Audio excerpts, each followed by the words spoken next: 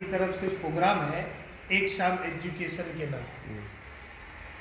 ये प्रोग्राम रखने का मकसद ये है कि हमारे जो भी स्टूडेंट इस साल 10वीं की दौरान में है एसएससी बोर्ड, तो उन लोगों के लिए हम लोग फरवरी में एक टेस्ट एग्ज़ाम की प्रिपरेशन रखते हैं, मॉक टेस्ट जिसको कहते हैं।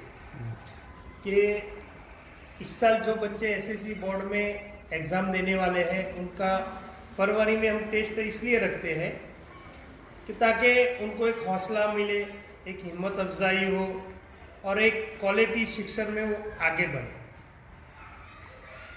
उससे फ़ायदा ये होता है कि जितने भी बच्चे, जैसे इससे पहले 282 थे, उससे पहले 138 थे, उससे पहले 90 थे, आखिरी 4 साल से करते हैं।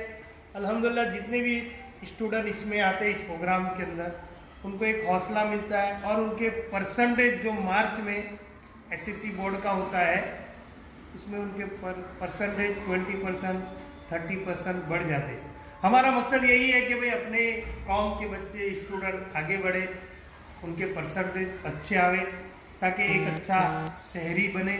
और यहाँ पर एक बात हमने लिखी है, ભારતના ઉજ્જવળ ભવિષ્યના ઘડતર માટે વિદ્યાર્થીઓનો સિંહ ફાળો છે।